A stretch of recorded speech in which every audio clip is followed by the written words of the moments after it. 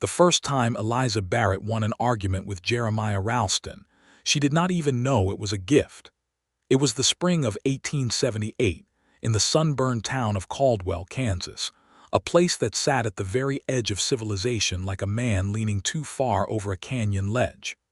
The cattle trails ran through Caldwell like veins of gold, and with them came the drovers, the gamblers, the settlers, and the dreamers. Eliza Barrett was among the latter, though she would have argued the point fiercely if anyone had dared to call her such a thing. She was 22 years old, sharp-tongued, and possessed of opinions that she delivered the way a blacksmith delivers a hammer blow, with absolute conviction and no apology whatsoever. She had come to Caldwell from Ohio 2 years prior, following her father, Thomas Barrett, who had convinced himself that a dry goods store on the frontier would make the family fortune.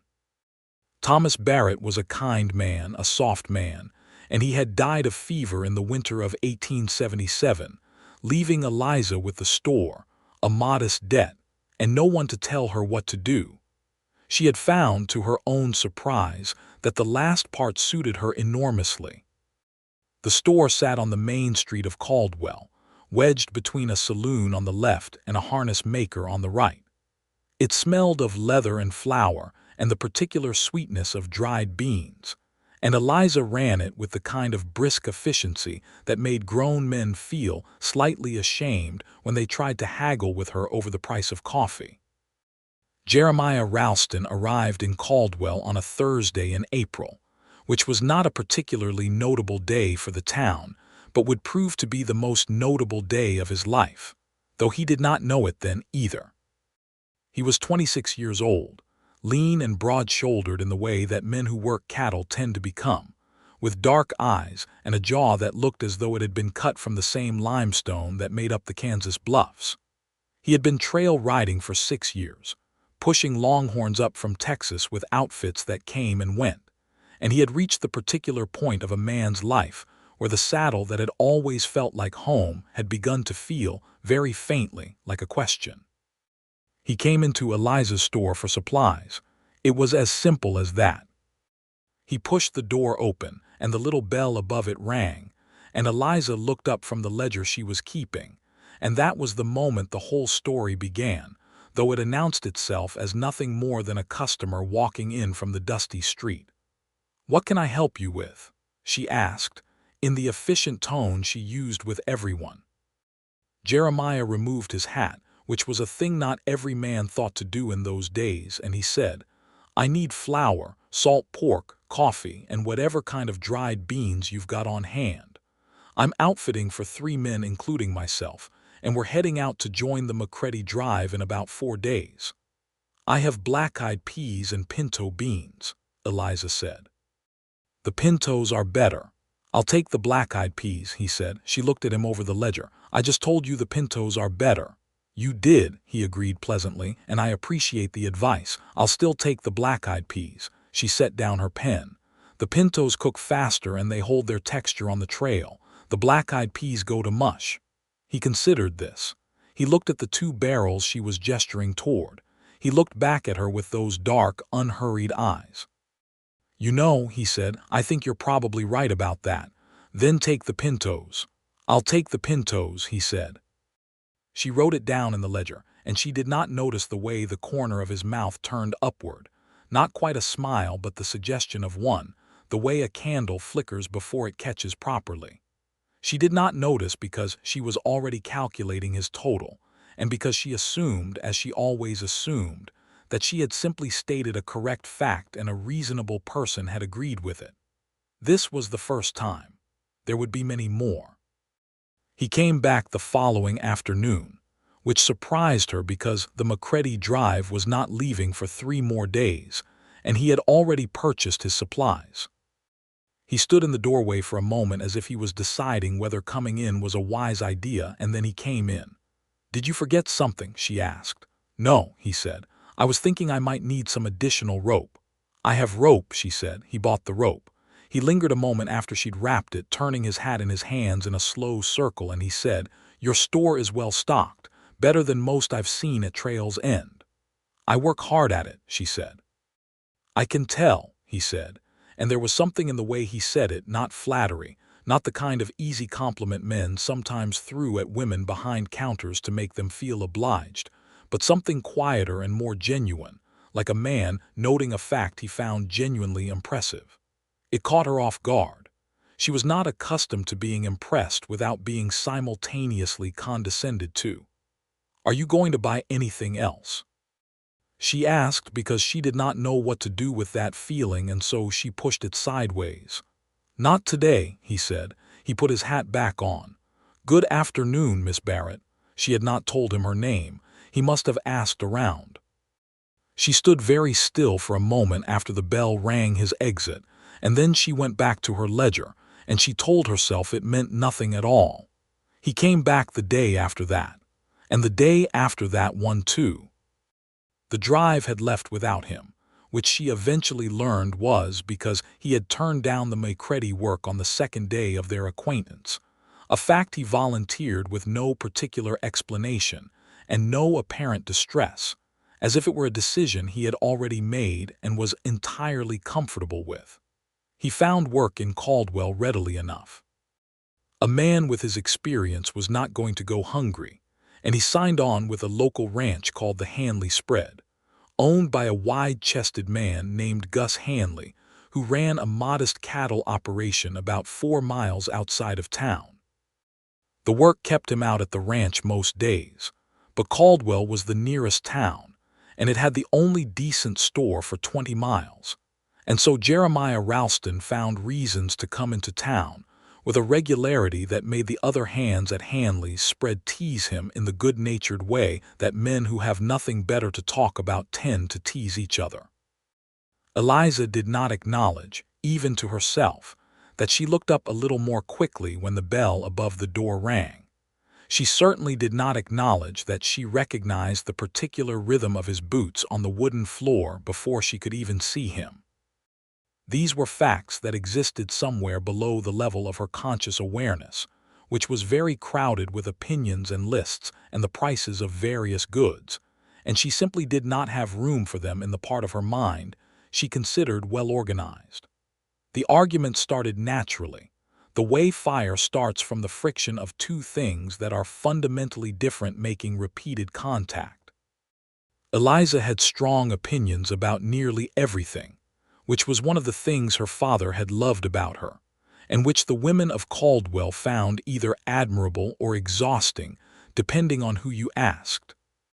She had opinions about the best route through the Kishom Trail, about the fairness of certain land grants, about whether the new cattle quarantine laws that Kansas had been debating were going to ruin the drovers or save the farmers, about the proper way to cure meat, about whether the new schoolteacher in town, a tired-looking woman named Mrs. Pritchard, was doing right by the children.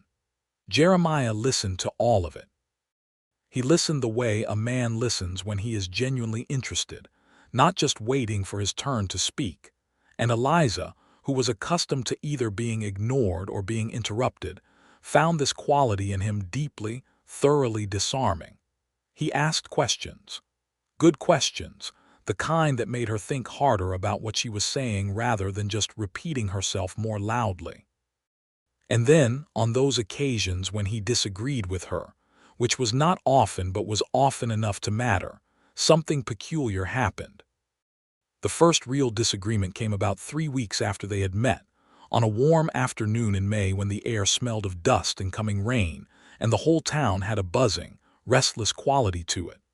Jeremiah had come in for a length of harness leather, and he had mentioned, almost as an aside, that Gus Hanley was thinking of moving his cattle operation further west, toward the open range that was still technically public land. "That would be a mistake," Eliza said flatly. Jeremiah tilted his head. "How so?" "Because the homesteaders are moving in. The days of the open range are numbered.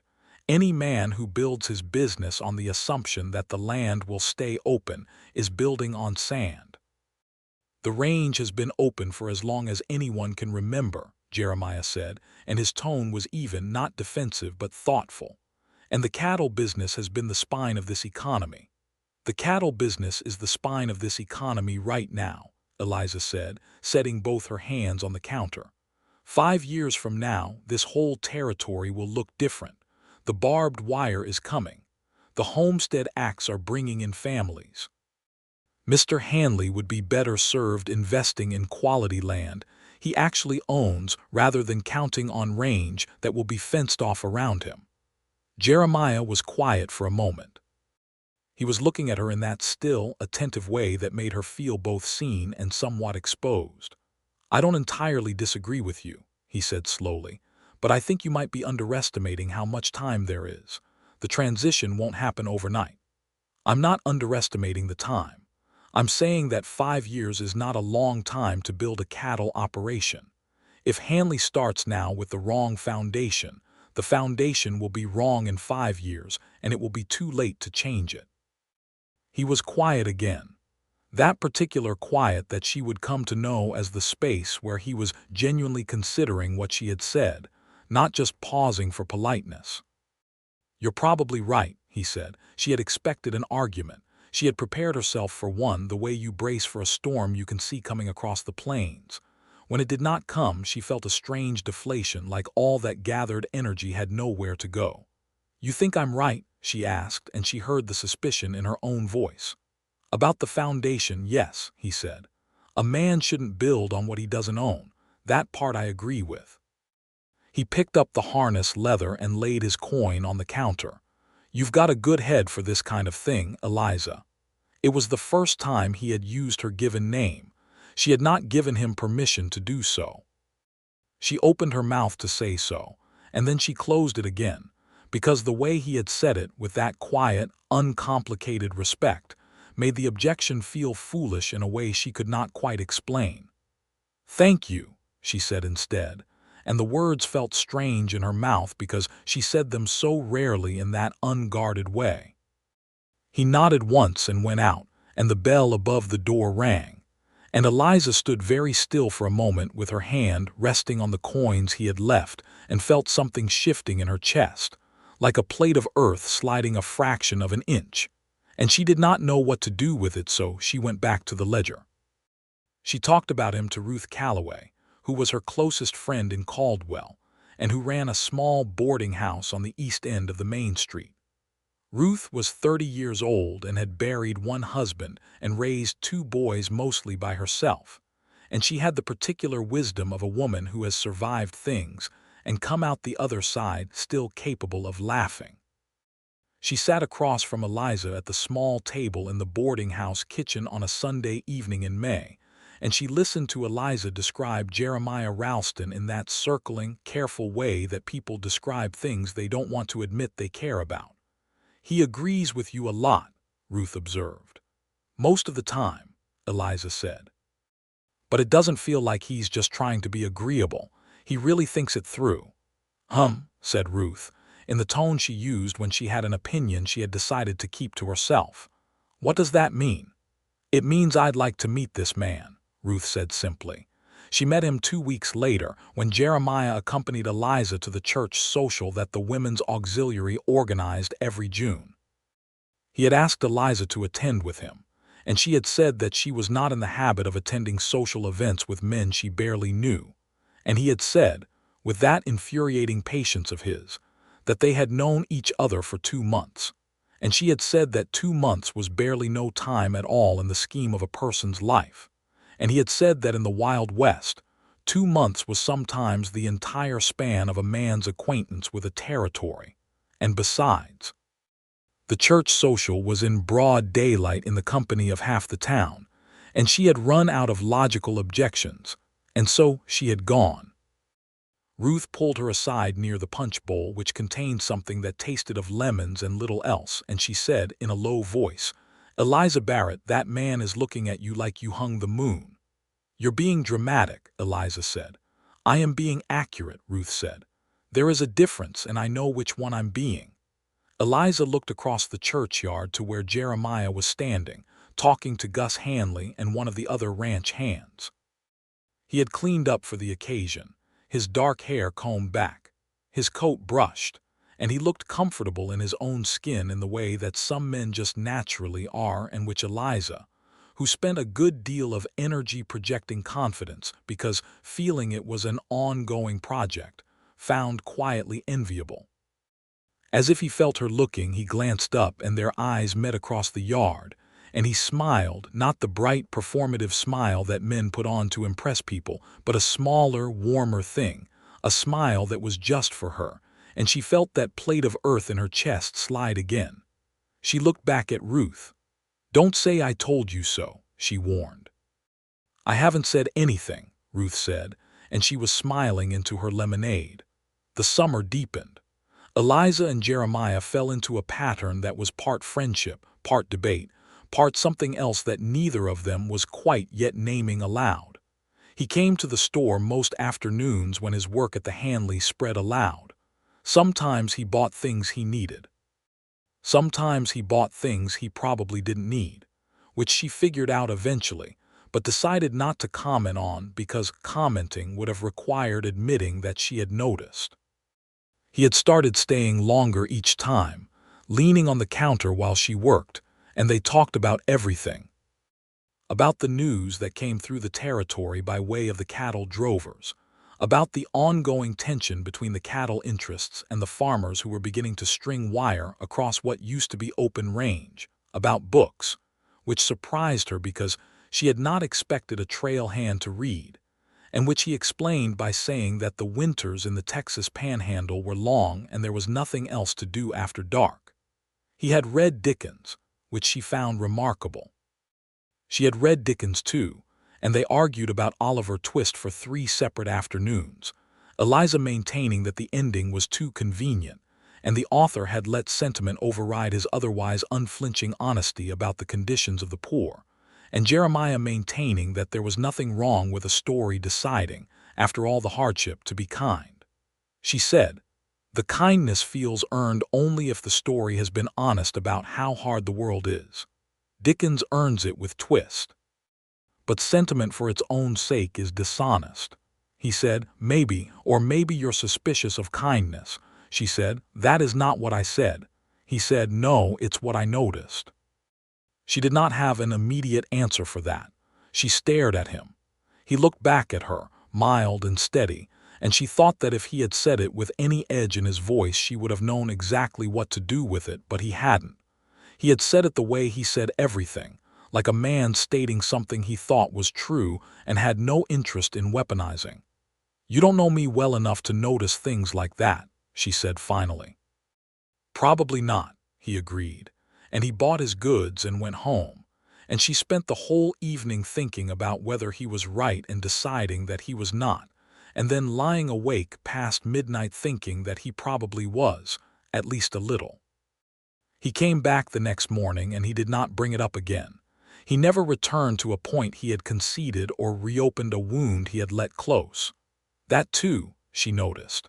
That too, she filed away in the growing collection of things about Jeremiah Ralston that she did not know what to do with. In July, he kissed her for the first time.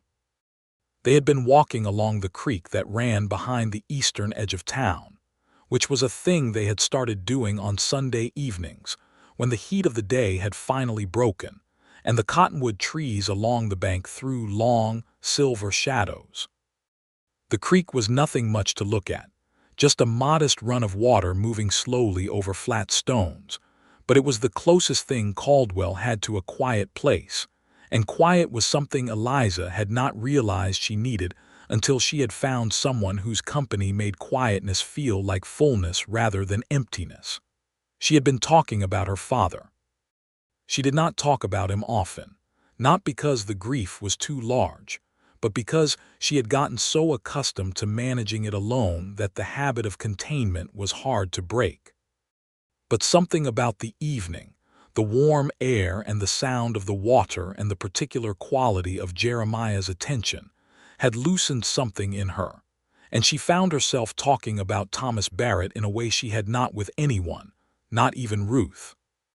She told him how her father used to read aloud at the dinner table, how he had a voice that was too big for a man who was otherwise so gentle, how he had believed with a sincerity that was almost painful to witness that the frontier would be a place of genuine opportunity, not just for men who had the right connections or the right starting capital, but for everyone willing to work. She told him how he had held that belief even as the fever was taking him, even as it became clear that the dream had not quite materialized the way he had imagined. And she told him how she had found, after he was gone, that the best way she could honor him was to make the store succeed in a way that proved his faith had not been entirely misplaced. Jeremiah listened to all of it. He did not offer comfort in the form of platitudes, which she appreciated enormously. He did not say things would be fine, or that her father was in a better place, or any of the well-meaning but hollow things people said at the edge of other people's grief. He just listened, and when she had finished, they walked in silence for a little while, and the silence was comfortable in the way that silence only is between people who have already said enough true things to each other that the spaces between words don't need to be filled. Then he stopped walking. She stopped because he did, and she looked up at him, and the last of the sunset was behind him, and it lit the edges of him gold, and he looked at her with those dark, serious eyes, and he said, "Your father sounds like he was a man worth knowing." "He was," she said. Her voice was thicker than she intended.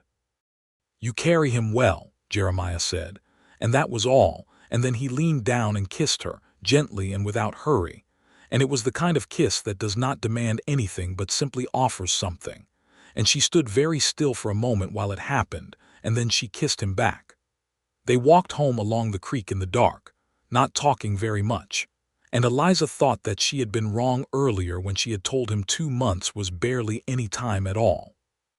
She had meant it when she said it, but she had been speaking from habit rather than truth, and the truth was that 2 months of afternoons in a dry goods store arguing about beans and Dickens and the future of the Kansas cattle industry had turned out to be a remarkably efficient way to know a person.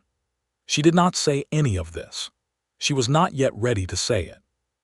But she knew it in the honest part of herself, the part below all the competent management and the sharp opinions, and the learned habit of needing nothing from anyone. The summer continued, and they continued, and there was a happiness in it that Eliza accepted quietly, the way you accept warmth after a long cold, careful not to let yourself depend on it too completely in case it should be taken away.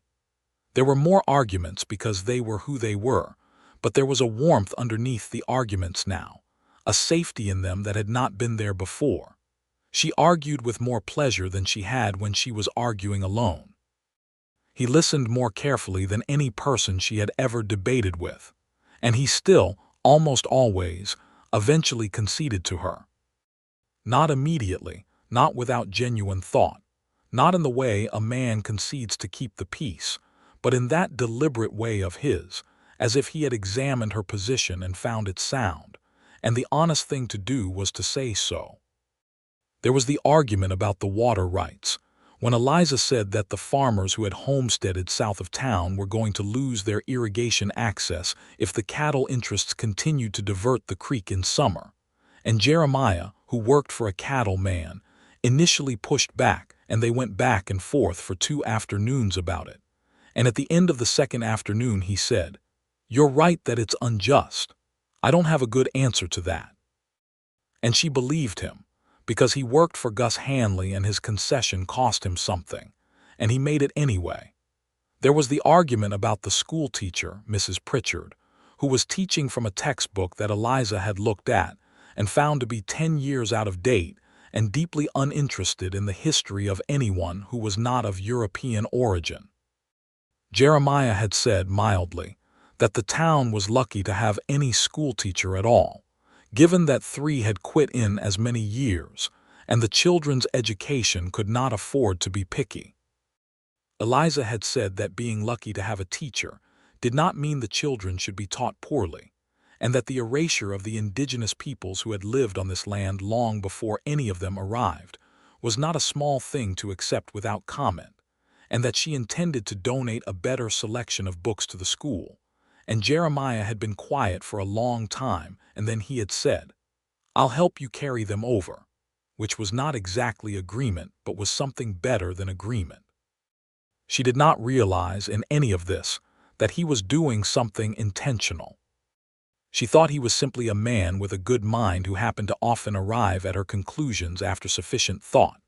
It did not occur to her that sometimes, perhaps not always but sometimes, he had seen her conclusion before she had finished stating it, and had chosen to travel the long way around to get there, the way you give someone room to come to a door themselves rather than pulling them through it. He was not dishonest about it. He never agreed to things he genuinely believed were wrong. But there were times, and they would be counted eventually, when he let an argument resolve in her direction because he had looked at her and seen how much it mattered to her to be heard, to be taken seriously, to win the point not because someone wanted her to, but because someone had truly listened and been persuaded, and he thought that was a thing worth giving her. He thought in that quiet, observant way of his that Eliza Barrett had spent a long time in a world that dismissed her intelligence at every turn, and that the least a man could do, if he was paying attention, was to refuse to be another one of those dismissals. He did not tell her this. He simply did it. Ruth saw it. Ruth, who was perceptive in the particular way that women who have survived things tend to become, noticed the way Jeremiah Ralston always seemed to give ground to Eliza in a way that was almost too graceful, too considered, to be entirely natural. She mentioned it to him once in September when she found him outside the boarding house fixing a broken hinge on her gate because he had noticed it was broken and fixed it without being asked, which was another thing about him that she had filed under the heading of good. "You let her win, don't you?" Ruth said. It was not a question. He looked up from the hinge. He had a screwdriver in his hand, and he looked at it for a moment as if considering whether to pretend he did not know what she meant. "Sometimes," he said, "she doesn't know that." "No," he agreed. "She thinks I'm just persuadable." "Are you worried she'd be angry if she knew?" He was quiet, working the screw. "I'm not hiding something shameful. I'm not agreeing to things I think are wrong. He stopped. He looked out across the street, where the late afternoon traffic moved back and forth, horses and boots and the occasional wagon. "She's the smartest person I've met in 26 years. She's also spent 22 years being told to be quieter. I just don't want to be another person telling her that." Ruth was quiet for a long moment. Then she said, "That's a lovely thing," and she meant it entirely. "But Jeremiah, there will come a time when you actually need her to listen to you. And if she's used to winning, she may not know how to step back and do that." He looked at her. There was something in his expression that she could not quite read, something that suggested the thought was not new to him. "I know," he said, and the way he said it was weighted, as if he knew more specifically what he meant by it than she did. She did not press him. She went back inside. Jeremiah finished fixing the hinge. October came, and with it came the first real trouble.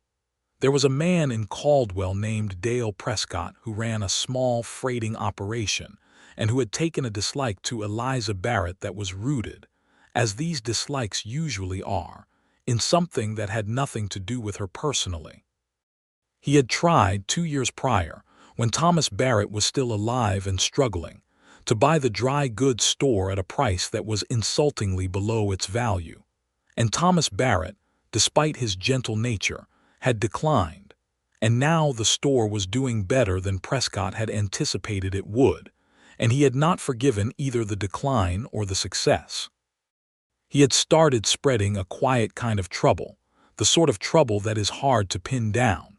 A rumor here that Eliza's scales were not properly calibrated, a suggestion there that a single woman running a business alone was not to be entirely trusted with commercial credit.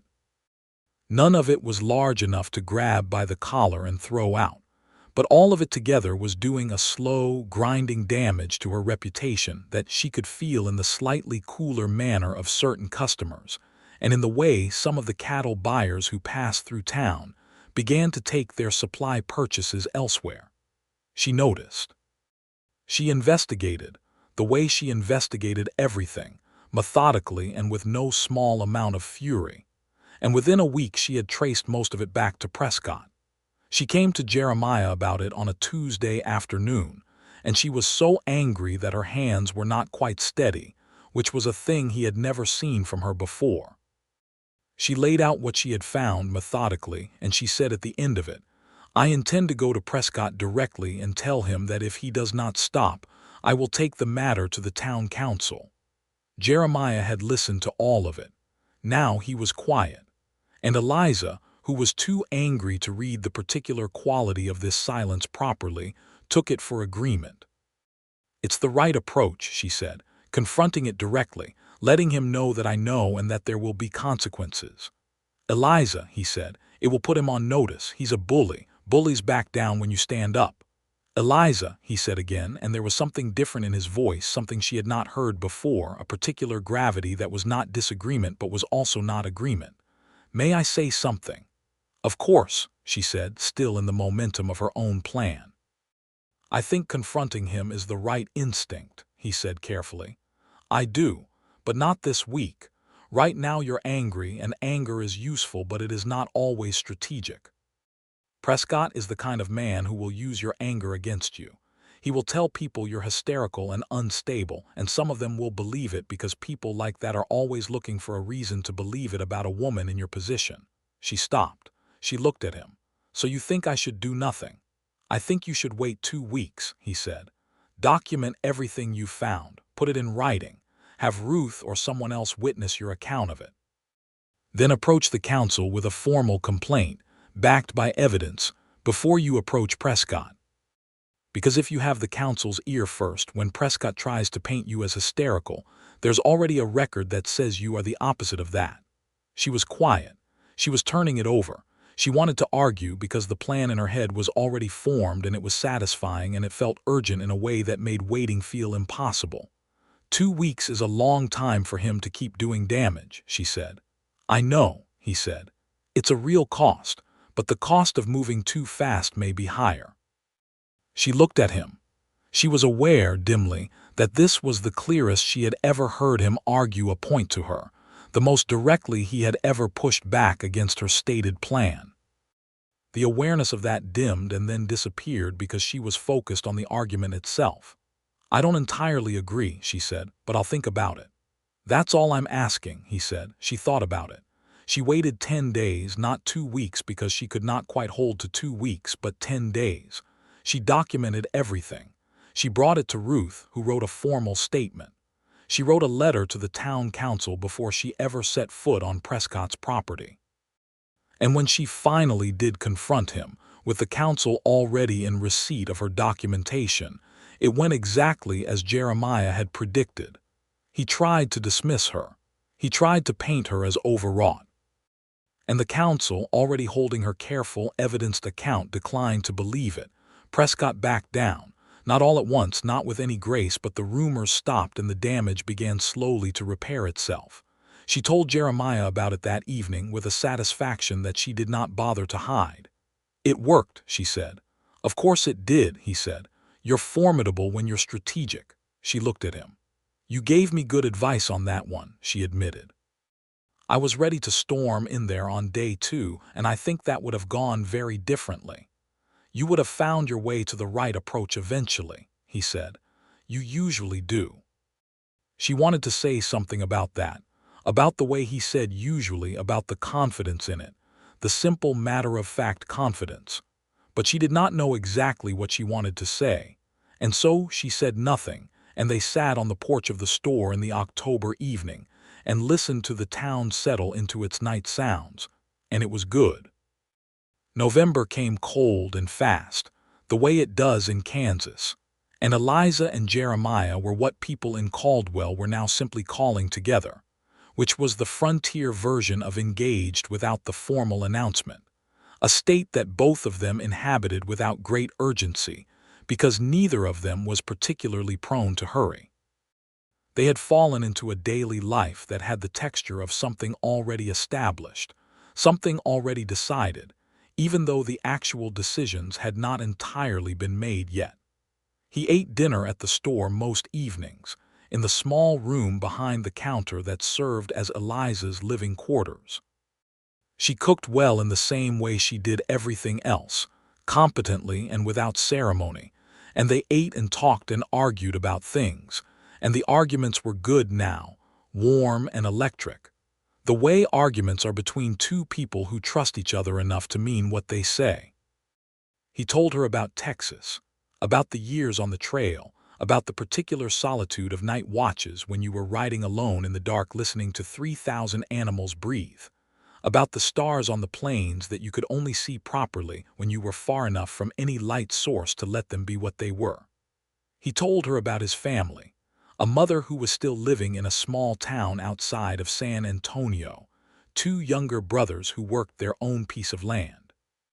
He told her about the time he had been caught in a river crossing gone wrong, the current taking him and the horse both, and how he had thought, with a clarity that surprised him, that he was not ready to die, not because he was afraid but because he had the specific feeling that he had not yet found the thing he was supposed to find.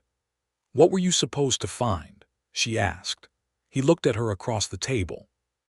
The lamp was between them, and it lit his face from below in a way that made him look both younger and more serious than usual.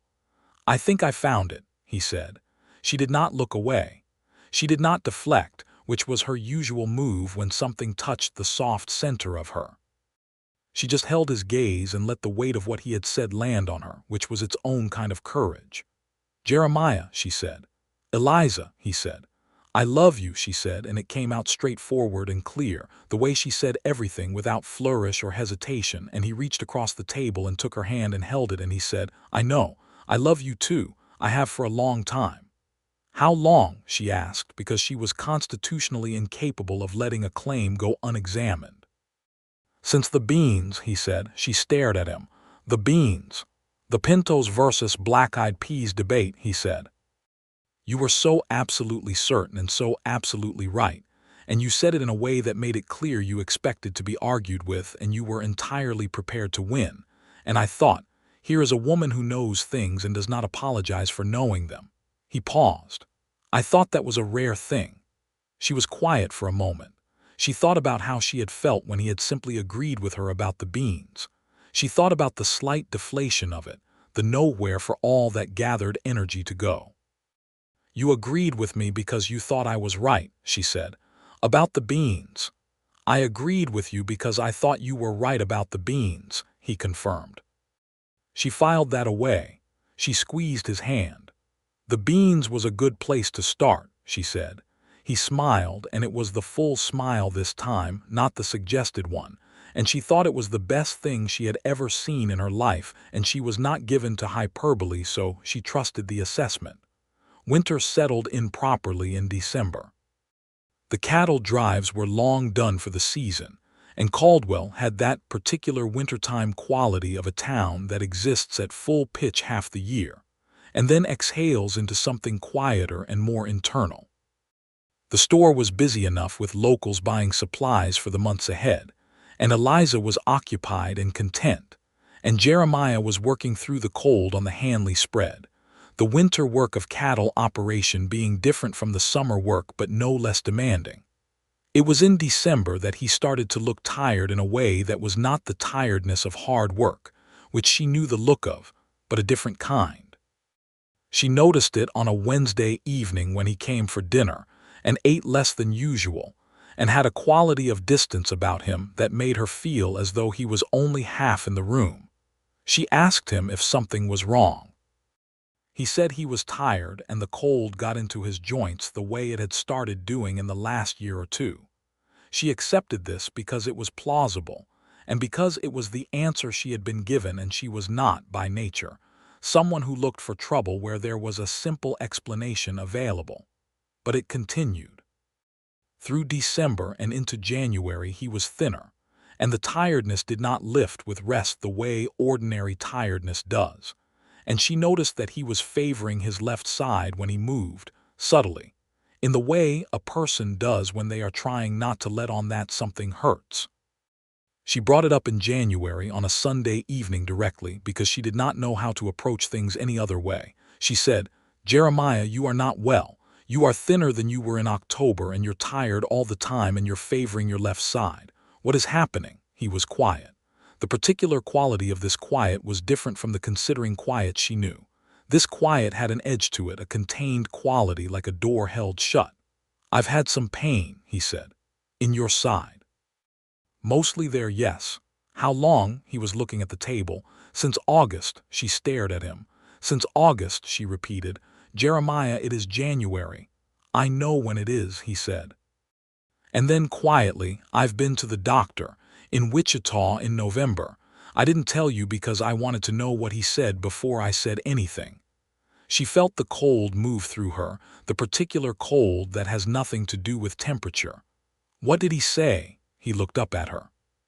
His dark eyes were steady, and she could see in them that he had been carrying this for a long time alone, carrying it the way he carried everything, quietly and without complaint, and the sight of it made something in her chest tighten painfully. "He said my liver is enlarged," he said. "He thinks it's a growth. He's not certain. There is a doctor in Kansas City who is better versed in these things, and the Wichita doctor wrote me a letter of introduction." He paused.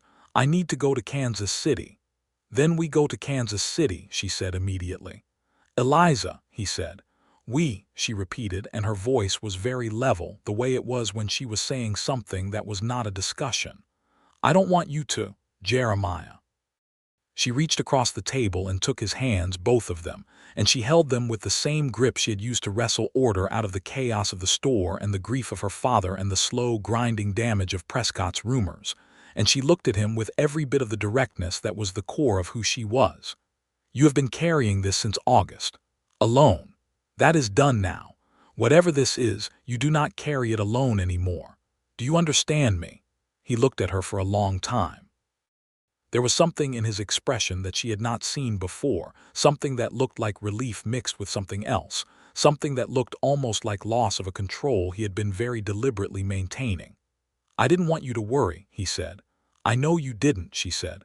"I know that is the reason, and it is a kind reason, and it is also wrong. Jeremiah." She held his hands tighter. "I am strong enough to know things. You have known that about me since the beans. Do not start protecting me from the truth now." Something passed over his face, complex and unreadable for just a moment, and then it settled. He nodded. "Kansas City," he said. "Kansas City," she agreed. She arranged for Ruth to manage the store. She told Ruth only that Jeremiah was unwell and needed to see a doctor, and Ruth asked no questions but hugged her with the particular tightness of a woman who understands that some things are large and says so with her arms instead of her words. They traveled to Kansas City on the train, which was an adventure that would have been purely wonderful under any other circumstances. Eliza had not been on a train in 2 years. She watched the planes unreal through the window, gray-brown in the January light, vast and flat and brutally beautiful, and she held Jeremiah's hand with his head resting on her shoulder, and she talked to him about everything, about the store and the things she wanted to do with it in the spring, about a book she had ordered from an Eastern publisher that had not yet arrived, about the ridiculous conversation she had overheard between 2 drovers arguing about the best way to cook cornbread. And she talked partly because she always talked and partly because she could feel him relaxing, the coiled tension in him easing out as she spoke, and she thought this was probably the most useful thing she could do, and so she did it. The doctor in Kansas City was a man named Dr. Bernard Holt, who was precise and careful and thorough in the way that good doctors are, and he examined Jeremiah over the course of 2 days with a seriousness that made Eliza's heart clench, though she kept her face composed and her voice steady, because she had decided that was what the situation required. On the second evening, Dr. Holt sat them both down in his office, which smelled of carbolic and pipe tobacco and old books, and he told them what he had found. The growth was real. It was in the liver, as the Wichita doctor had suspected. It was not, by Holt's assessment, the worst kind. He had seen cases like this before, he said, and while he would not make promises he could not keep, there were cases that did not progress. There were things that could be done: rest, specific dietary adjustments, medicine that had shown benefit in similar cases, and a return visit in 3 months to assess the change. "The most important thing," Dr. Holt said, looking at them both, is that he not push himself beyond what his body can sustain. I'm told he's a ranch hand. That work needs to be significantly reduced. Eliza looked at Jeremiah. Jeremiah was looking at his hands. She could see that this particular piece of news was harder for him than the medical information itself, because a man who has been defined by physical work for the whole of his adult life receives news about his body's limits differently than news about his mortality. She said on his behalf, "We will make whatever adjustments are necessary." Holt looked at her. "Are you his wife?" "Not yet," she said. He seemed to take this in stride. He wrote his recommendations in a letter and gave Jeremiah the medicine he thought appropriate and made the appointment for 3 months hence. Outside in the street, Caldwell and the gray January light and the smell of the city all around them, Jeremiah stood still for a moment on the sidewalk. He was looking straight ahead. "Well," he said. He said it the way a man says a word when he has a great deal more to say and is deciding how much of it to let out. "Well," she agreed. She took his arm. "Come on. I saw a decent-looking boarding house on the next street and I would like a meal that I didn't have to cook." He looked at her then. His expression was the fullest she had ever seen it, stripped of its usual composed surface, and underneath it was something she recognized because she knew it herself, that specific particular ache of having held something alone for a long time and now not holding it alone anymore, the relief of which is almost indistinguishable from grief. "Eliza," he said. His voice was different, rougher. "Don't," she said gently. "Not yet. Let's eat first." He smiled, which was not what she expected, but she had learned not to be surprised by him. "Pintos or black-eyed peas," he said. "Whatever they have," she said, "and I will not argue about it." He laughed, which was the best sound she had heard since August, and they went and had their dinner. They stayed in Kansas City 2 more days, which was more than they strictly needed but which felt necessary in a way that neither of them tried to put into words.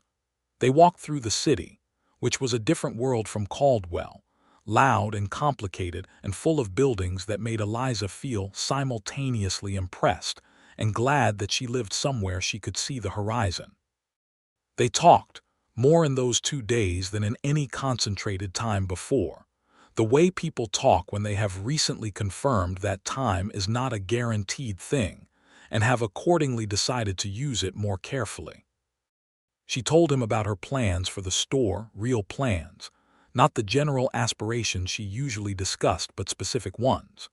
She wanted to expand the book section. She wanted to start carrying some manufactured goods that were coming in by rail and that the locals couldn't otherwise access. She wanted to eventually hire someone to help her with the stock so she could spend less time on the physical labor and more time on the business decisions that she was genuinely good at. She told him about the savings she had built, not large but real, a fact she had never told anyone because it felt like saying it out loud might somehow diminish it. He told her that he had been writing letters to his mother in Texas, that he had been thinking, for some time before the diagnosis, about whether he wanted to stay in Caldwell or move on, and that the diagnosis had clarified the question in a way he had not anticipated. He wanted to stay. He wanted to stay not because the diagnosis frightened him into settling, but because Caldwell was where she was, and she was what he wanted, and he was tired of framing that as a something to get around to rather than a thing to simply do. "I want to marry you," he said. They were sitting in a small park near the Kansas City waterfront, on a bench that was cold in the January afternoon but in a tolerable way, and the river was gray and wide in front of them, and the light was the kind of thin winter light that makes everything look like a woodblock print. "I've wanted to say that for months." "I know," she said. He looked at her sideways. "You know. You bought rope you didn't need on your second visit to my store," she said. "I suspected your intentions fairly early on." "The rope was a legitimate purchase," he said, but the corner of his mouth was doing that thing. "The rope was an excuse," she said, "and we both know it." He turned to face her fully. "Eliza Barrett," he said, "will you marry me?" She looked at him. She looked at this man who had listened to her more carefully than anyone in her life, who had fixed Ruth's gait without being asked, and helped her carry books to the school, and argued about Dickens with the genuine passion of a person who cares about things, who had been carrying a frightening thing alone in the dark for 5 months rather than burden her with it, which was both the most frustrating and the most illuminating thing she had ever learned about him. She thought about what Ruth had said months ago about how there would come a day when he needed her to listen, and she thought about how she had not listened, not for months, had not seen what was happening in front of her because she had been so accustomed to being the one who saw things that she had missed the most important thing of all. She was going to be paying more attention now. "Yes," she said. "Absolutely yes." He kissed her in the January cold with the gray river in front of them and the city all around them, and it was nothing like the first kiss by the creek, which had been soft and tentative, a question being asked. This was an answer. This was the kind of kiss that knows what it is. They came home to Caldwell as engaged people, which produced a gratifying amount of excitement from Ruth and a somewhat less gratifying amount of noise from the Hanley spread hands, who celebrated in the way ranch hands celebrate, loudly and with poor taste in jokes. Gus Hanley himself was decent about the news that Jeremiah would need to reduce his physical labor significantly. He was a pragmatic man and Jeremiah had been a good hand, and Hanley kept him on in a reduced capacity, managing stock records and organizing the hand schedules, which was work that could be done mostly on horseback at an easy pace and did not require the heavy lifting that aggravated the problem in his side. It was not easy for Jeremiah. Eliza could see that plainly enough. A man who has been defined by what his body can do has to find a new definition when what his body can do is diminished, and that is not a short or painless process. There were days when she could see him wrestling with it, the frustration of watching the other hands do work he had done easily a year before, the particular pride of a competent man having to measure himself against new limits. She did not tiptoe around it, because she was not a tiptoeing person, but she was more careful than she might have been otherwise, more attentive to when his frustration needed space and when it needed company, and she was better at making the distinction than she would have been before Kansas City, before the understanding had settled in her that the person in front of her was carrying more than he always let on. They were married in March of 1879, in the same church whose yard she had stood in with a glass of bad lemonade wondering whether Ruth was being dramatic. The ceremony was performed by the local pastor, a solid, earnest man named Reverend Moss, who did not have the most poetic turn of phrase but who meant every word he said, which Eliza considered more valuable than poetry anyway. Ruth stood up with her. 2 of the Hanley hands stood up with Jeremiah. The church was full, because Caldwell was a town that made the most of its celebrations, and the social that followed had considerably better punch than the summer auxiliary version. Eliza moved most of her life into the set of rooms above the store that she had not previously been using, and Jeremiah moved in with her, and they began the daily shared life that is both the most ordinary and the most extraordinary thing 2 people can build together. He was good at it. She had suspected he would be, based on the evidence of who he was, but there is knowing a thing abstractly, and then there is the live daily reality of it, and the reality was better than the abstraction. He was tidy without being particular about it. He was good company in the morning, which was the time of day when most people are at their worst. He cooked when she was too busy to, without commentary or complaint, and he cooked adequately if not brilliantly, and she told him so, and he agreed cheerfully that brilliance was her department and adequacy was his, and together they managed. The store thrived. Eliza's expansion plans, which she had outlined in Kansas City, began to take shape through the spring and summer of 1879. She hired a young man named Calvin Trout, who was 17 and eager and whose family had homesteaded south of town, to help with stock and deliveries. She expanded the book section, which was initially viewed with skepticism by certain members of the Caldwell business community who thought books were a luxury that frontier people didn't need, and which she ignored because she had strong opinions about what frontier people needed and she had never let other people's skepticism alter them. The book section did well. The farmers and their wives came in for it. The schoolchildren came in for it. The drovers, who were always looking for something to do in the long evenings between drives, came in for it. She added the manufactured goods as well, things that came in by rail, household goods and tools and hardware that people had previously had to order from Wichita or do without. The store grew larger in its influence if not in its physical footprint, and she felt the kind of satisfaction that she imagined her father had been looking for, the satisfaction of a thing built on honest work and genuine usefulness. The 3-month appointment in Kansas City came and went, and the news was neither the best nor the worst. The growth had not progressed significantly, which Dr. Holt said was a positive sign. The medicine was helping. The reduced physical strain was helping. Holt adjusted his recommendations and scheduled another appointment for 6 months hence. Jeremiah came home from Kansas City with color in his face that had not been there in January, and Eliza felt the specific relief of someone who has been bracing for a blow that has not yet arrived, and who is slowly beginning to trust that the bracing might be unnecessary.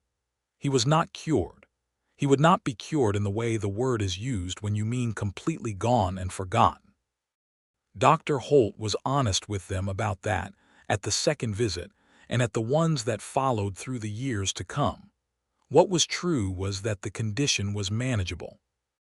What was true was that a man who kept his exertion within reason and took his medicine and ate well and had a good life, which Holt said with a particular look at Eliza that suggested he understood what that meant and approved of its presence, could live with it for a long time. Jeremiah left the Hanley spread entirely in the late summer of 1879, which was his own decision, and not one he had been pushed to. He had been watching the store's operations with the observant eye he brought to everything, and he had said to Eliza in August that she needed someone to manage the logistical side of the expansion, and that he thought he could do it if she wanted him to. She had looked at him carefully. "You would not find it tedious. After the trail, I found the trail fulfilling for a long time," he said, "and then I found something I found more fulfilling. That's not a complaint, that's just the way things change. If you start and you find you hate it," she said, "you tell me, we'll figure out something else." "I know," he said, "but I don't think I'll hate it." He was right. He was good at it in a different way than she was good at it. She was good at the decisions, the vision, the negotiations, the firm management of suppliers who tried to take advantage of her gender.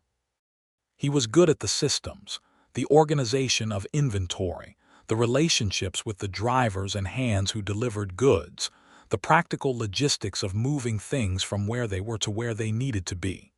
Together, they were considerably more formidable than either of them had been separately, and the store grew.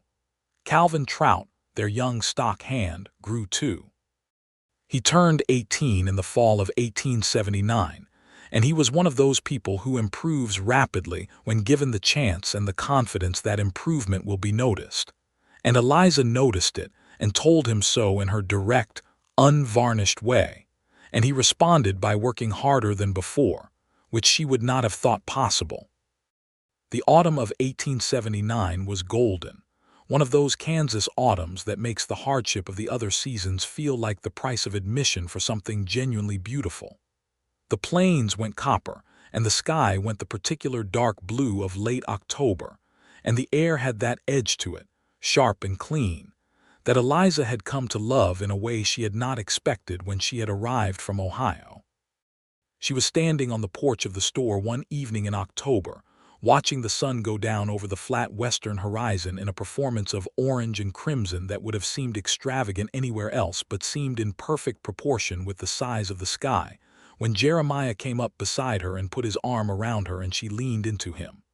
"Do you think about the trail?" she asked. "Sometimes," he said. "Not with longing, with a kind of respect. It was good work and it took me places I needed to go." "It took you here," she said. "Eventually," he said. "The long way around." She thought about that, the long way around. She thought about the arguments and the beans and the rope he hadn't needed, and the slow, patient way he had listened to her for a year and a half before she had truly listened to him. She thought about August, and about how long he had carried the thing in his side alone, not because he was dishonest, but because he was so accustomed to protecting her winning, to giving her the space to be certain and correct and unworried, that it had not come naturally to him to turn it around and ask for the same protection back. She had thought about this a lot since Kansas City. She had turned it over in the careful, honest part of her mind and looked at it from various angles and let it be complicated without demanding that it resolve into something simpler. She loved him more, not less, for what she understood about it. She also understood it was something to attend to, the way you attend to a habit that has formed by default and needs to be consciously redirected. "You used to let me win," she said. It came out quiet and without accusation, which is how she had decided it needed to come out. He was still. "What do you mean?" "Not always, not dishonestly, but sometimes." She turned to look at him. "Sometimes you had already arrived at my position and you walked around to get there so I would feel that I had persuaded you." He met her eyes. He didn't deny it. "Sometimes," he said. "Why?" He was quiet for a moment. Then he said, "Because you spent a long time being dismissed." I didn't want to add to that. She held his gaze. "I know," she said. "I think I knew it somewhere. I just didn't examine it." She paused. "I'm glad you didn't dismiss me. I'm glad you listened." "But Jeremiah, you nearly didn't tell me about your side until it was months past when you should have. And I think part of that came from the same place. You were so practiced at having things go my way that you didn't know how to ask me to let things go yours." He was quiet for a long time. The sun had slid below the horizon and the sky was going purple in the west and the first stars were appearing in the east. "That's a fair point," he said. "I'm not angry," she said. "I want you to hear me clearly when I say that. I'm not angry and I'm not complaining. I'm saying that I want to be the person you can bring things to. Not just the arguments about beans, the other things too." He looked at her, and that complex, unreadable expression came over his face again, the one she had first seen in Dr. Holt's office in Kansas City, and then it settled, and what it settled into was something she thought she would spend the rest of her life being grateful to be the recipient of. "I know," he said. "I'm learning." "So am I," she said. He pulled her closer and she rested against his side, and they watched the Kansas night come in over the plains, vast and starry in a way that people in cities never got to see it. And she thought about the word that Ruth had used months ago when Jeremiah had told her about letting Eliza win. Lovely. It was a lovely thing, and it was also a thing with limits, and she thought that understanding both the loveliness and the limits was probably what love actually was, past the early dazzlement of it. Love was the whole complicated truth of a person. Love was wanting to be given the whole complicated truth and being willing to give it back. In the winter of 1879, going into 1880, Eliza realized she was expecting a child. She told Jeremiah on a December evening, standing in the kitchen of the rooms above the store where they lived now, and she told him in the same direct, no preamble way she told him everything, and she watched his face go through something she had never seen it do before, a complete and utter failure to maintain its composure, and he crossed the kitchen and held her and did not say anything for a long time. "Are you happy?" she asked, muffled slightly by his shoulder. "Eliza," he said. His voice was very rough. "Yes, I'm very happy." "Good," she said, "because it's happening regardless." He laughed, which she felt more than heard, a vibration in his chest, and she thought this too was something she would remember for the rest of her life. This exact feeling, his arms around her and his laugh moving through her, and the December cold outside, and the warmth of the kitchen, and the smallness of the person who was going to make everything larger. The baby came in August of 1880, a boy, large and loud from the first moment, who came into the world with an opinion about the experience that he expressed at considerable volume, and who Eliza said immediately reminded her of no one in particular except possibly herself. They named him Thomas for her father, and the second name they gave him was James, which was Jeremiah's father's name, and Ruth, who was there because of course Ruth was there, said that Thomas James Ralston was the best name she had ever heard, and that he looked like he intended to argue about things his entire life. "Good," said Eliza from the bed, exhausted and radiant in the way of new mothers. "He'll have someone to argue with." Thomas Ralston was, in fact, an opinionated child from very early on. He had opinions about his food and his sleep and his position in a room, and he expressed them at a volume that the entire building could hear, which caused Calvin Trout, working in the stock room below, to say once, in honest wonder, that the baby was going to have a serious future in cattle driving because he could make himself heard from anywhere. Jeremiah was wonderful with him. Eliza had thought he would be, based on who he was, and she was right, but the specific form it took was something she had not anticipated. He was patient with Thomas in the same way he was patient with her, that deep, unhurried patience that was not passivity but was something more like faith, the faith that if you gave a person room they would find their way to who they were supposed to be. He read to Thomas from very early on, which Thomas responded to by chewing on the books, which Jeremiah allowed on the grounds that books were meant to be engaged with, and chewing was Thomas's current form of engagement. The store continued. The years continued. Caldwell changed, as towns change, and Kansas changed, and the West itself was changing in ways that both Eliza and Jeremiah had seen coming, the barbed wire arriving, the open range closing, the cattle drives thinning as the railroad pushed further south and eliminated the need for the long drives north. It was the end of an era, and Eliza tracked it with her practical eye and adjusted the store's inventory accordingly, moving with the economy rather than against it, and the store survived where other frontier businesses didn't because she was always looking at what was coming rather than what had been. Jeremiah's health remained what it was, managed and manageable, the visits to Dr. Holt continuing, the medicine continuing, the pace of his life kept within the limits that kept him well. He had good years and harder ones, and on the harder ones Eliza watched him with an attention that she had learned, slowly and deliberately, to make visible rather than keeping it to herself, because she had understood, after Kansas City, that love was not only about what you felt but about what you showed, and that a man who was constitutionally inclined to protect others from his difficulties needed to be actively shown that he did not need to.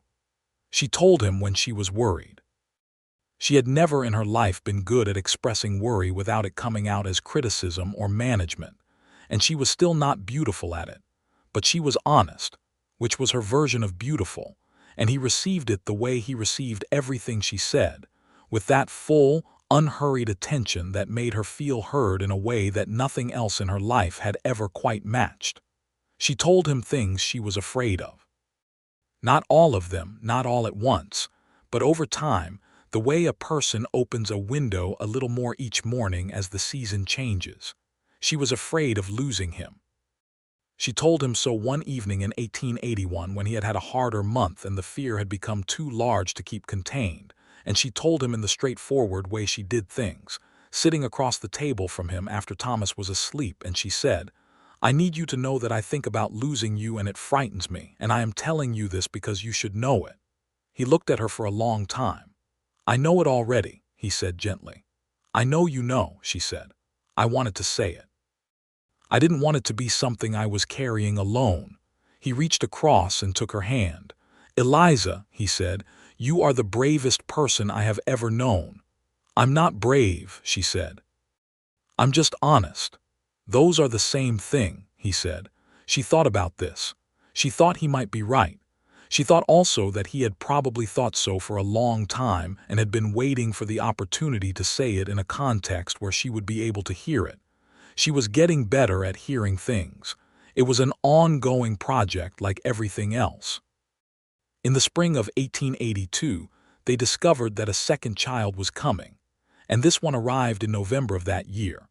Another child they named Sarah, small and grave and serious in a way that was entirely her own, who from very early showed an interest in the world around her that was expressed in long, careful observation rather than loud demand, which made her and Thomas a fascinating contrast as siblings. By the time Sarah was walking, and Thomas was running in circles around the store, causing Calvin Trout to have to move things out of reach with increasing ingenuity, the store was doing genuinely well.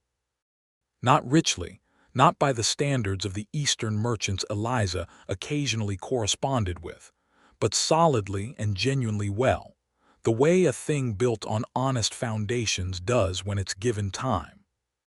Eliza had started writing a small column for the Caldwell newspaper, which had begun publishing in 1879, giving practical advice to homesteading families, which was received with a respect that she found both gratifying and occasionally amusing, since the same opinions delivered across a store counter sometimes got pushed back against, and the same opinions in print were received as wisdom. She pointed this out to Jeremiah. He said, with the mildness that still made her want to argue with him sometimes, "People often hear things better when they have time to sit with them without defending themselves." "You're suggesting I should write more and talk less," she said. "I'm suggesting," he said, "that you might write in addition to talking. There's no less about it." She considered this. She started writing more. She kept talking just as much. Ruth Calloway, in 1883, married a widower named Henry Marsh, who had come to Caldwell to run the new bank that the town's growth had finally warranted. He was a decent, steady man who appreciated Ruth's directness and her warmth equally, and the wedding was a joyful occasion that Eliza organized with the thoroughness she brought to everything, and which Jeremiah observed from beside her, with the patient amusement of a man who has long accepted that the person he loves will also manage everything within her sphere, and that this is not a problem but a fact of life to be appreciated. Thomas started school in the fall of 1885, with opinions about it that he delivered at length, and Sarah started the year after, with the grave, careful attention that was her way. The school had improved considerably since the days of Mrs. Pritchard and the outdated textbook. The books that Eliza had carried over years ago were still there, joined by others, and the current teacher, a young woman from Missouri named Miss Aldridge, was thorough and modern and genuinely interested in her students as individual people. In 1886, Jeremiah had his hardest year. The condition in his liver worsened through the spring and summer in a way that Dr. Holt, at the visit in May, said was within the range of what they had always known might happen, but which was real and needed to be addressed. He prescribed a stricter rest regimen and a change in the medicine, and Jeremiah came home from that visit quieter than Eliza had seen him in a long time. She sat with him on the porch that evening.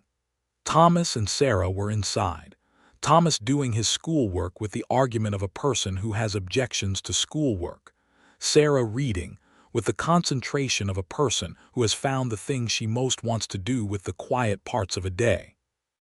The evening was warm, the summer plains golden around the town, and the light was soft. "Tell me," she said, not a question, not a demand, just an open space offered to him. He was quiet for a moment, then he said, "I'm thinking about time. About how much of it I have and what I want to do with it." "What do you want to do with it?" she asked. "This," he said. "Exactly this." He looked at her.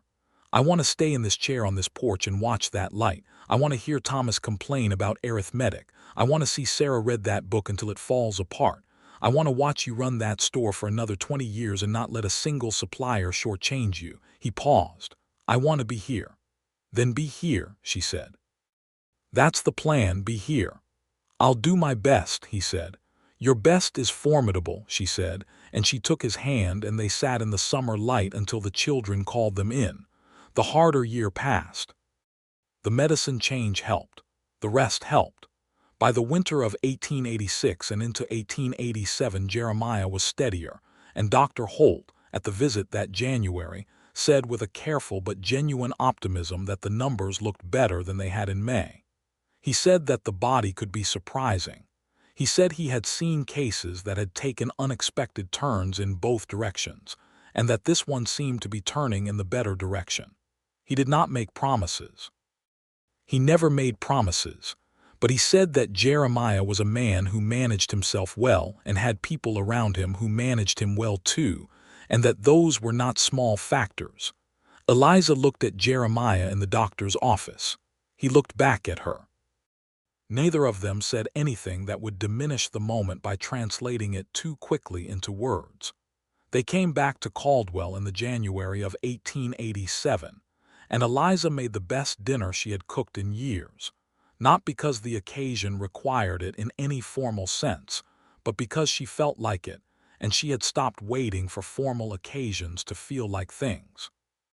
She made the venison stew that Jeremiah particularly liked, and the cornbread that she had perfected over years, and an apple cake that Thomas, at 11 years old, declared was the best thing he had ever eaten, which was high praise from a child who had opinions about everything, including desserts. Sarah at 9 ate her cake quietly and then said, "Is Papa going to be all right?" in the grave, direct way that she had, and Eliza realized that her daughter had understood more than she had assumed was being understood. She looked at Jeremiah. He looked at Sarah. He said, "I think so, Bug. I'm going to work very hard at it." Sarah considered this. She nodded as though it was a satisfactory answer and went back to her cake.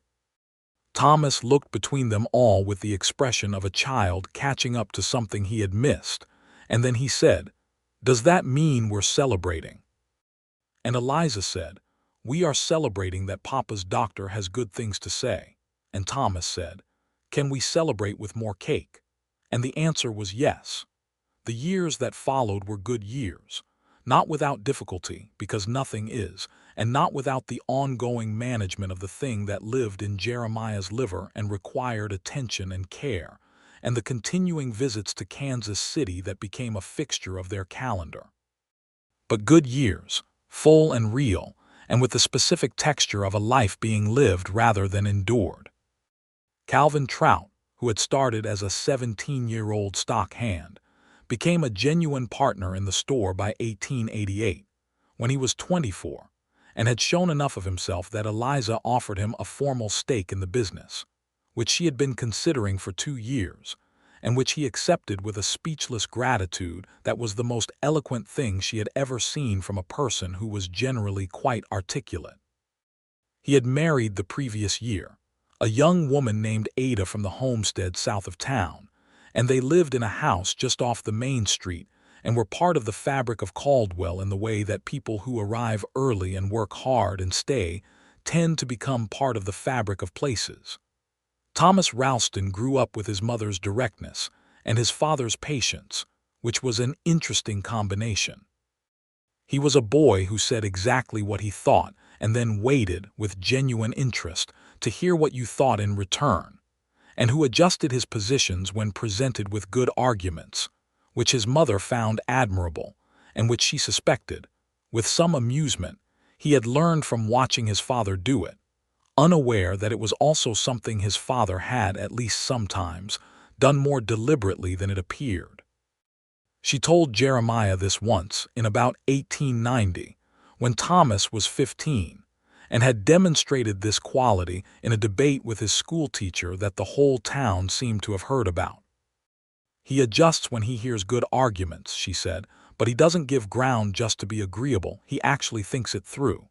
Jeremiah looked at her from across the store where he was working on the inventory ledger. "He learned it somewhere," he said. "He learned it from you," she said. "He learned it from watching us both," he said. "He learned it from watching his mother insist on being right and his father take it seriously." She held his gaze. "Did you take it seriously?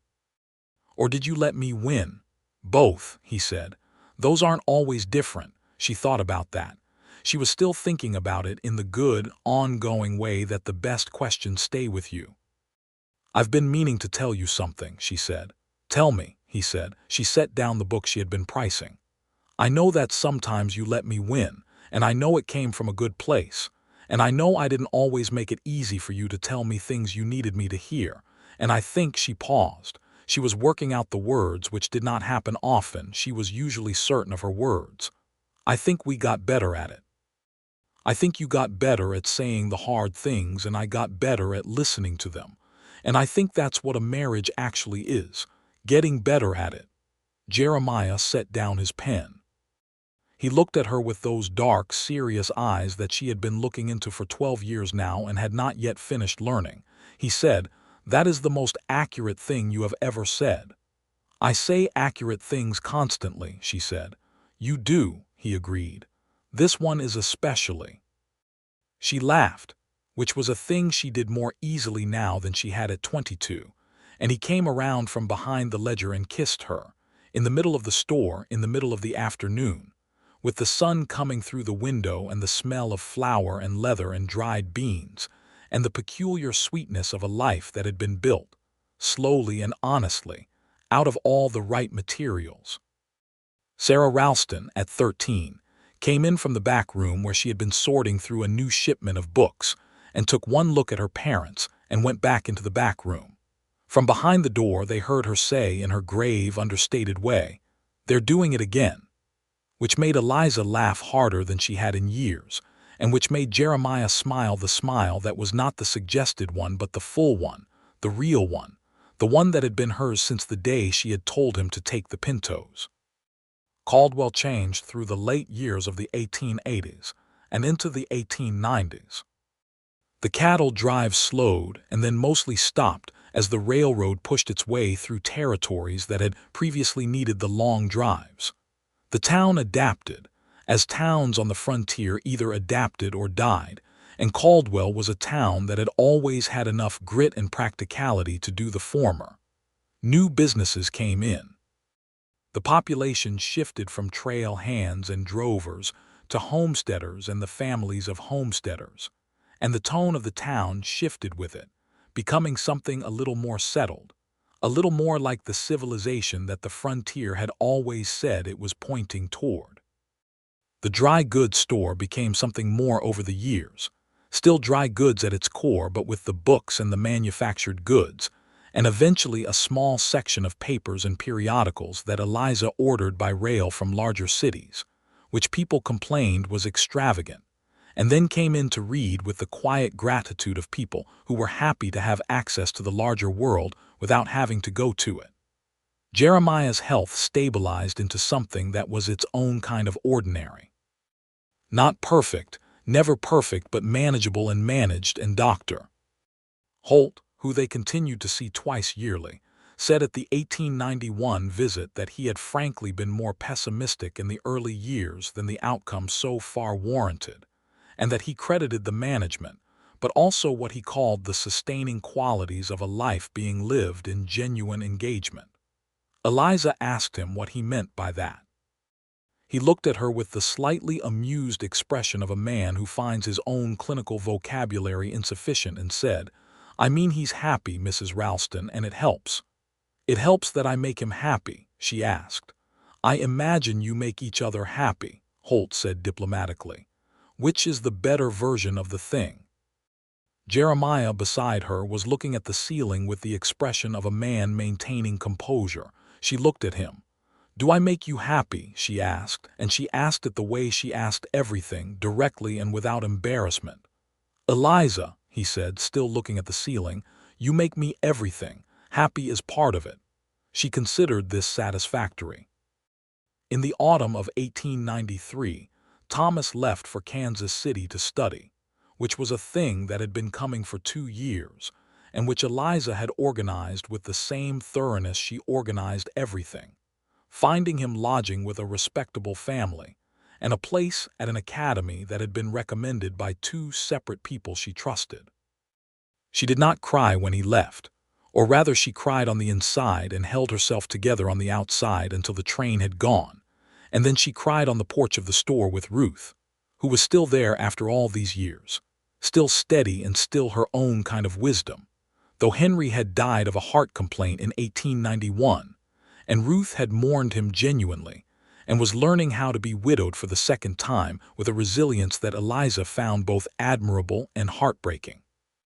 Jeremiah had held her after Thomas left without saying anything, which was exactly right. Sarah stayed. Sarah had no interest in going to the city. She had her books and her grave observation and her father's patience and her mother's absolute certainty about the things she knew, And what she knew, by the age of 16, was that she wanted to stay in Caldwell and teach school, which she eventually did, becoming the teacher that Miss Aldridge had been before her, and bringing to it the combination of seriousness and warmth that was entirely her own. Thomas came back from Kansas City in 1897, a young man of 22 with a law degree and opinions that were sharper than when he had left, though not unkinder, and he set up a small practice in Caldwell because he said the city had its attractions but home was where things needed doing. Eliza told him, with considerable satisfaction, that she had always known he would come back. He said, with the patience of his father, that she had not always known any such thing, and had in fact said when he was 17 that he would probably spend his whole life in the city once he saw it. She said she stood by what she had always known. He looked at Jeremiah, who was reading in the corner of the store, and Jeremiah turned a page of his book without looking up, and Thomas said, "You trained me well, Papa," and Jeremiah said, "She's been right more often than I have. I stopped keeping score." The century turned, and with it the world turned, and Caldwell turned too, into something that was no longer quite a frontier town, though it retained the toughness and the directness of its origins. The Wild West that Eliza had arrived in at 20 years old, the Caldwell of 1876 with the cattle trails and the drovers and the gamblers and the particular electricity of a place at the edge of the known world, had become something else, something more settled, less volatile. The frontier folded back into the rest of the country the way the edge of a wave folds back into the sea. But the store was still there. And the people who had built it were still there.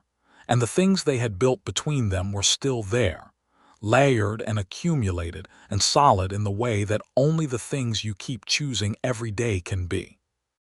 Eliza was 44 years old when the century turned, and Jeremiah was 48, and they sat on the porch of the store on New Year's Eve of 1899, with a bottle of decent wine that Jeremiah had procured from somewhere and 2 glasses, and the whole of the Kansas night above them. And the stars were doing what they always did out here, being more than you could look at directly and more than you could ever fully appreciate. "I have something to tell you," Jeremiah said. She looked at him quickly, the old reflex, and he saw it and said, "Nothing alarming, just something I've been thinking about." "Tell me," she said. "I was thinking about the day I came into your store," he said, "and you told me to take the pintos." "You took the pintos," she said. "I took the pintos," he agreed. "And I thought, here is a woman who knows things and doesn't apologize for knowing them, and I was right. And everything I thought in that moment was right. You are the most remarkable person I have ever known, Eliza, and I know you know that, but I wanted to say it plainly at the end of this century in case I had not said it plainly enough." She looked at him.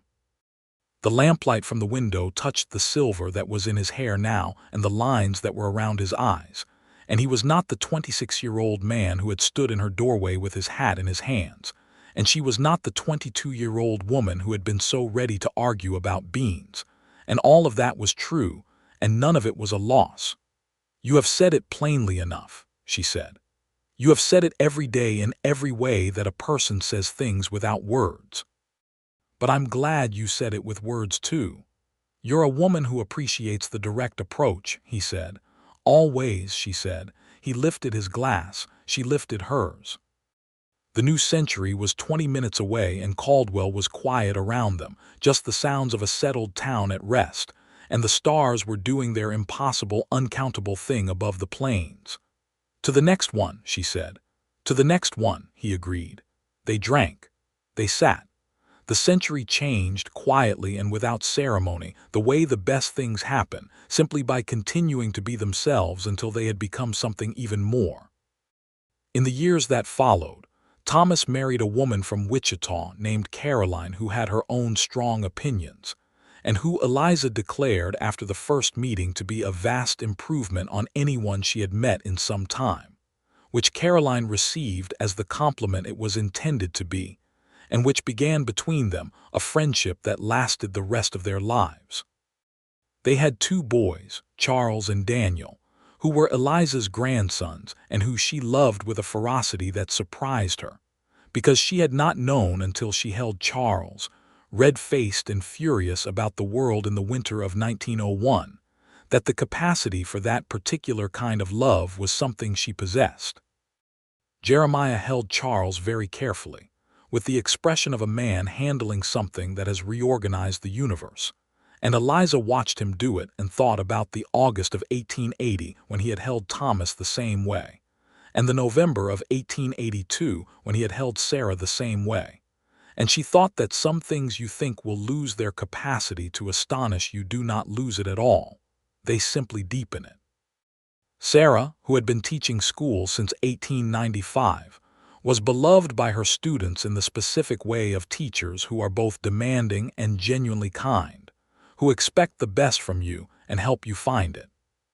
She remained in Caldwell, living in the house just down the street from the store, and she and Eliza had dinner together twice a week, with the regularity of two people who have long since moved past the effort of social arrangements and simply exist in each other's lives as a matter of course. Calvin Trout, the store's partner, was 40 years old in 1903 and had 3 children with Ada, and had become a pillar of Caldwell in the way that people who arrive as nobody and work honestly tend to become, which Eliza found profoundly satisfying as a form of evidence that her original judgment of him had been correct. She told him so. He said, "You hired a 17-year-old who barely knew which end of a sack of flour to open." She said, "I hired a 17-year-old who was paying attention, which is more than most people do at any age." He said, "You've always been too generous." She said, "I have never been generous when the facts didn't warrant it, and I'm not starting now." Jeremiah listened to this exchange from his chair by the window where he spent more of his time now, and he looked very contented. He was 60 in 1912, and his health, which had been managed for more than 30 years, had reached a point of genuine stability that Dr. Holt, who had retired and passed his practice to a younger colleague named Dr. Wallace, called remarkable, and which Eliza called the result of eating well and taking his medicine and not being allowed to overdo it. Jeremiah said, in the mild way that was still the same as it had always been, that he also had something to do with it. She said that he had been an excellent patient. He said that was not exactly what he had meant. She said she knew what he had meant and she was choosing to interpret it specifically. He smiled, the corner of his mouth doing that thing it had always done. Still doing it, after 34 years. She stood in the store one October afternoon in 1912, and she looked around at the books and the goods and the ledger that Calvin was updating, and the window that let in the particular autumn light of Kansas. And she thought about a young woman who had told a man she had just met that the Pintos were better. And she thought about all the space between that moment and this one. And she thought that all of it had been true, all of it had been real, and none of it had been what she expected. Which was the nature of the best things. Jeremiah came in from the back, moving with the careful ease of a man who knows his limits and lives within them without resentment, and he came to stand beside her at the window. "What are you looking at?" he asked. "Everything," she said. He looked out the window with her. The street was ordinary, just Caldwell on an October afternoon in the century's second decade, horses and a motor car or two now, which still felt strange, and the people going about their ordinary lives. A woman with a basket of groceries, 2 men talking outside the bank, a child running from somewhere to somewhere with the urgency that children carry as a matter of course. "It's a good everything," he said. "It's a very good everything," she agreed. She took his hand. He took hers. They stood at the window of the store her father had believed in, the store she had built, the store they had built together, and they watched their town and their life go past, and it was ordinary and it was extraordinary in equal measure, which is what a life looks like when you look at it honestly. The things that had been between them, all of them, the arguments about beans and the arguments about Dickens and the arguments about water rights, the rope he hadn't needed and the walks by the creek and the kiss in the January cold of Kansas City, and the fear she had finally said out loud, and the thing he had carried alone until she had made him put it down and carry it together. All of it was still there. None of it had gone anywhere.